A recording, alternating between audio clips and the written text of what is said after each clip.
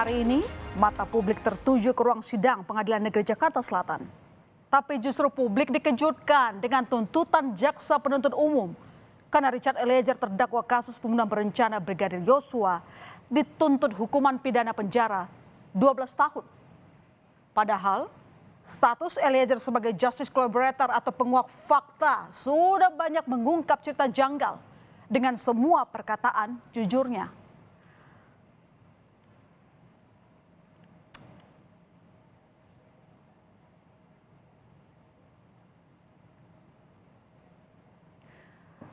Richard Eliezer pun tak kuasa menahan tangisnya usai mendengar tuntutan hukuman 12 tahun penjara dari jaksa. Bahkan, Eliezer terdiam lama di kursi pesakitannya usai jaksa membacakan tuntutan. Tangis Eliezer juga tak terbendung saat dirinya berkonsultasi dengan penasihat hukumnya untuk menanggapi tuntutan jaksa penuntut umum. 12 tahun dengan perintah agar terdakwa tetap ditahan, dipotong masa penangkapan, menggunakan dalam perkara atas nama terdakwa Arif.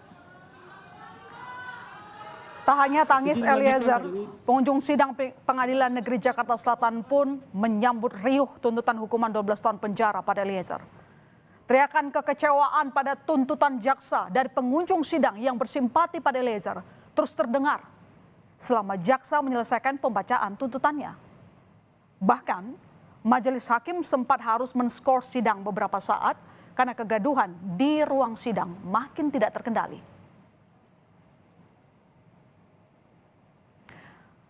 Dengan tingginya tuntutan hukuman untuk Richard Eliezer, apakah jaksa penuntut umum JPU ikut terjebak prank dan yang sepertinya juga dirancang Ferdy Sambo CS?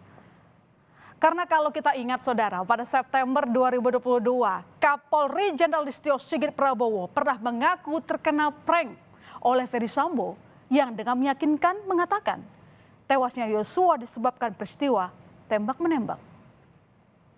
Jadi memang saat itu saya sudah sempat bertanya seperti yang tadi saya sampaikan. Bahkan dia menyampaikan, dia bersumpah kan. Bersumpah di hadapan Pak Kapolri. Beberapa kali saya tanyakan, termasuk terakhir pada saat Richard sudah mulai berubah keterangannya, dia masih tidak mau mengakui. Oh. Sampai datang di tempat saya tanya sekali lagi, dia masih bertahan bahwa memang begitu faktanya kata dia. Akhirnya pada saat selesai dia dipatsuskan, pada saat itu dipatsuskan 2 hari kemudian dia mengakui perbuatan. Mengakui semuanya. Ya. Jadi memang bahasa dia namanya juga mencoba untuk bertahan. Tuntutan 12 tahun penjara dari jaksa penuntut umum pada Eliezer masih mengundang tanda tanya publik. Pasalnya saudara, banyak kesaksian Eliezer sebagai justice collaborator yang dijadikan acuan bagi jaksa untuk menjerat Ferdy Sambo. Termasuk saat Eliezer mengatakan ada 2 orang yang menembak Yosua di hari pembunuhan Yosua, yakni dirinya dan Ferdy Sambo. Jaksa bahkan yakin bahwa Ferdy Sambo lah yang memastikan Yosua tewas dengan menembak ke arah tubuh Yosua. Berdasarkan keterangan saksi Richard Eliezer Pudiang Lumiu, terdakwa Ferdy Sambo seketika itu juga menghampiri tubuh korban Nofriansah Yosua Huta Barat yang sudah tertelungkup dengan menggunakan sarung tangan hitam, menggenggam senjata api, menembakkan ke arah tubuh korban hingga korban Nofriansah Yosua Huta Barat meninggal dunia. Dengan tuntutan hukuman penjara 12 tahun pada kliennya, penasihat hukum Richard Eliezer pun menganggap jaksa penuntut umum telah mengesampingkan dan tidak menganggap sama sekali status justice collaborator yang tersemat pada diri Eliezer. Kami pikir bahwa status dia sebagai GC tidak diperhatikan, tidak dilihat oleh jaksa penuntut umum. Bahwa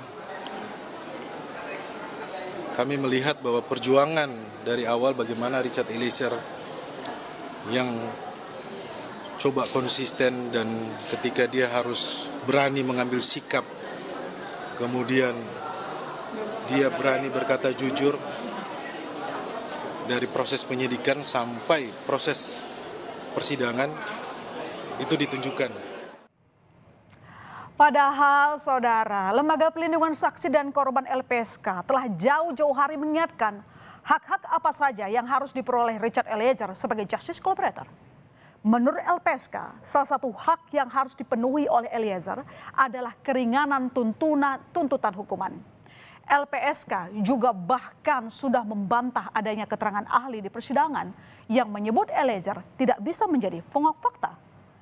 LPSK pun memastikan hak Eliezer sebagai GC sudah dijamin sebagai penghargaan karena Eliezer dinilai sudah bekerja sama dengan penegak hukum. Nah, yang pasti kami berharap bahwa pertama status JC-nya akan diputuskan sekarang, yang dimasuk di dalam surat tuntutan. Yang kedua juga ada keringanan penjatuhan hukuman. Apa itu keringanan penjatuhan hukuman? Di dalam pasal 10A di penjelasannya disebutkan keringanan penjatuhan hukuman ini untuk justice kolaborator itu meliputi bisa saja dikenakan tuntutan untuk pidana bersyarat secara khusus, kemudian ada juga percobaan, ada juga yang paling pasti adalah ada juga pidana yang paling ringan di antara para terdakwa lainnya. Seperti tadi disampaikan oleh kuasa hukum dari Eliezer bahwa LPSK telah memberikan surat rekomendasi kepada jaksa penuntut umum. Bisa jelaskan surat rekomendasinya seperti apa? Ya, satu pertama kita mengirimkan 2 kali surat ya. Pertama itu surat rekomendasi yang bersangkutan sebagai justice kolaborator Richard Eliezer dalam hal ini. Yang kedua disampaikan juga bahwa selain justice kolaborator yang bersangkutan juga berhak untuk mendapatkan penghargaan. Apa saja itu penghargaannya? Pertama adalah penjatuhan keringanan hukuman, yang kedua berkaitan dengan hak-haknya dalam selaku narapidana nantinya, misalnya ada pembebasan bersyarat dan sebagainya. Sementara itu, keluarga besar Richard Eliezer pun terkejut begitu mengetahui Eliezer dituntut hukuman 12 tahun penjara. Keluarga Eliezer menilai dengan tuntutan ini jaksa seolah tidak percaya dengan kejujuran dan keterangan yang diberikan Eliezer selama persidangan berlangsung. Kami keluarga juga merasa terkejut dan terpukul dengan hukuman yang dijatuhkan 12 tahun. Kami cuma berharap kiranya Richard Eliezer tetap dapat kuat.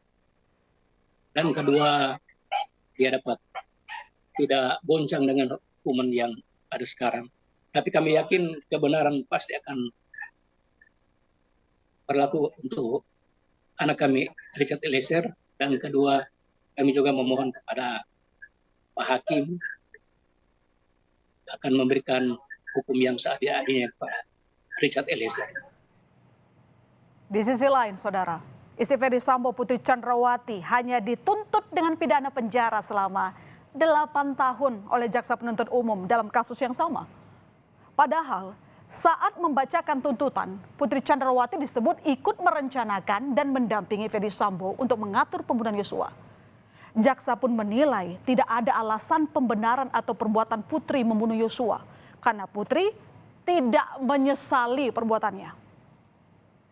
Berdasarkan uraian-uraian tersebut di atas, maka kami penuntut umum dalam perkara ini menuntut supaya majelis hakim pengadilan negeri Jakarta Selatan yang memeriksa dan mengadili perkara ini memutuskan: 1. Menyatakan terdakwa Putri Chandrawati terbukti bersalah melakukan tindak pidana turut serta melakukan pembunuhan yang direncanakan terlebih dahulu sebagaimana diatur dan diancam pidana dalam dakwaan primer pasal 340 junto pasal 55 ayat 1 ke 1 KUHP. 2. Menjatuhkan pidana terhadap terdakwa Putri Chandrawati dengan pidana penjara selama 8 tahun, dipotong masa tahanan dengan perintah terdakwa tetap ditahan. Saat bacakan tuntutannya, jaksa penuntut umum juga menyebut Putri Chandrawati lah yang menyebabkan hilangnya nyawa korban Yosua dan menyebabkan kesedihan untuk keluarga. Dari kesimpulan jaksa tadi, penasihat Putri Chandrawati malah menganggap jaksa berasumsi dan membuat karangan cerita yang tidak berdasar telah turut serta merencanakan pembunuhan Yosua. Dan karangan tersebut digunakan untuk membuktikan seolah-olah ada perencanaan. Beberapa di antaranya akan kami jelaskan di sini, disebut sebagai karangan yang tidak berdasar, yaitu ketika dikatakan seolah-olah Bu Putri itu meminta atau memerintahkan Ricky mengamankan senjata di Magelang. Tidak ada satu bukti pun, tidak ada satu saksi pun, dan bahkan Richard sendiri juga mengatakan tidak dia tidak mengetahui terkait dengan hal itu. Ricky juga mengatakan itu inisiatif sendiri karena melihat situasi.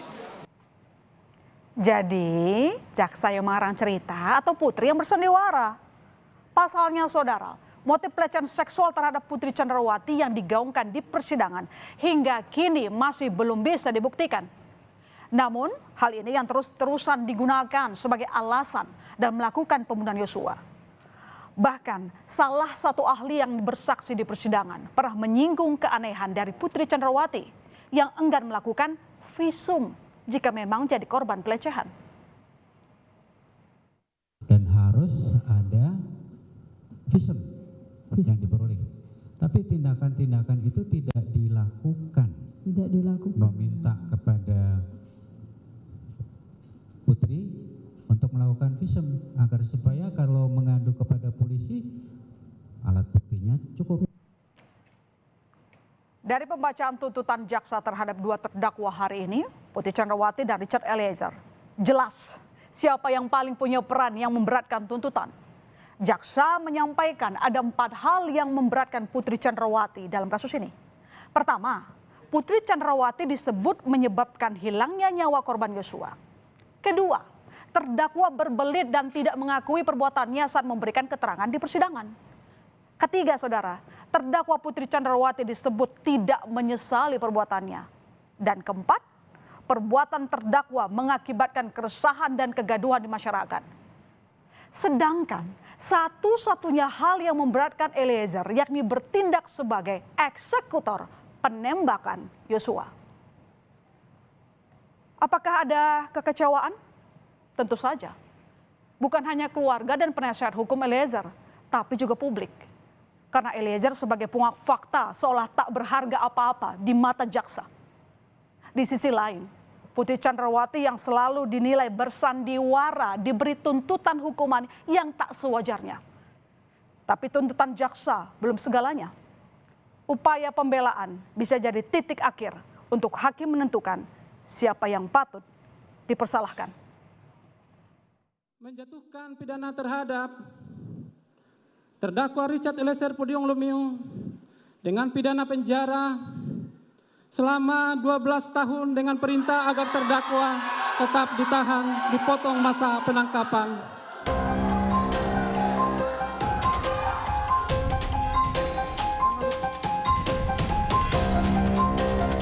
Menjatuhkan pidana terhadap terdakwa Putri Chandrawati dengan pidana penjara selama 8 tahun, dipotong masa tahanan dengan perintah terdakwa tetap ditahan.